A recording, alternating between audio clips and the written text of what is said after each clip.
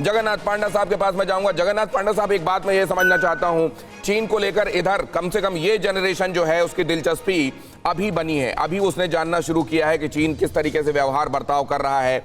लेकिन क्या ये चीन का राष्ट्रीय चरित्र है सर? क्योंकि मैं देख रहा हूं 1949 में ये पीपल्स रिपब्लिक ऑफ चाइना बनने के बाद से ही उसका जो तौर तरीका है, ये मान सकते हैं कि बीच में थोड़ा डाइल्यूशन देंग जियाओपिंग के समय आया, लेकिन कुल मिलाकर उसका चरित्र ही है क्या? जासूसी, रहस्य, दूसरे पर कब्जा, अपने आप की शक्ति बढ़ाते रहना और दूसरों के सामने सस्पेंस बना रहना, क्या यही है चीन सर?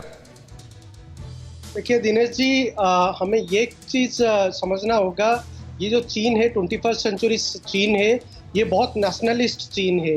और जो इसका यूथ पॉपुलेशन है, ये सारे जो ट्रेंड होते हैं, चाहे एजुकेट होते हैं चीन के अंदर, ये कम्युनिस्ट पार्टी जो मार्क्सिस्ट ऑथोरिटेरियन प्रिंसिपल है उसको अडॉप्ट लेके एजुकेट हुए हैं।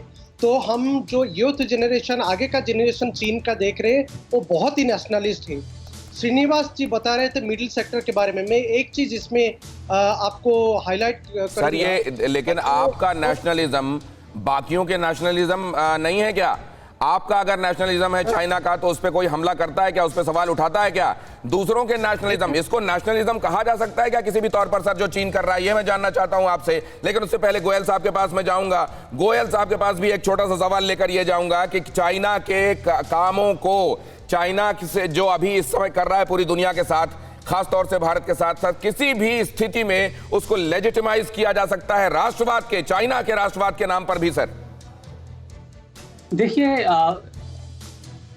अंतर्राष्ट्रीय संबंधों में और खासतौर पर भारत चीन के संबंधों में जहां पर जो झगड़े हैं बाउंड्री के, आज के नहीं हैं, 60 साल झगड़े, 60 साल के करीब इसको हो गया है, ये तब से झगड़े चले आ रहे हैं, 70 साल हो गए हैं ये जी। तो उस चीज में कहना कि लेजिटिमेट है या नहीं है, वो एक सवाल जरा थोड़ा सा मुझको अटपटा लगता है, क्योंकि उसमें लेजिटिमेसी की बात नहीं आती है। उसमें बात आती है कि मैं क्या चाहता हूं और मैं उसको हासिल करने की स्थिति में हूं या नहीं हूं। तो अभी अगर हम स्थिति देखें तो यह है कि चीन चाहता क्या है?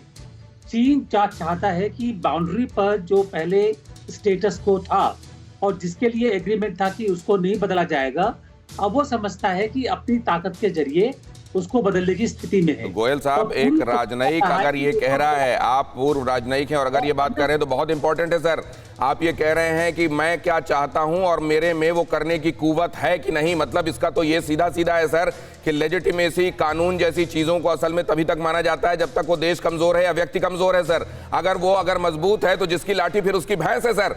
परवाह देश की, सोमवार से शुक्रवार रात 10 बजे TV9 भारतवर्ष पर।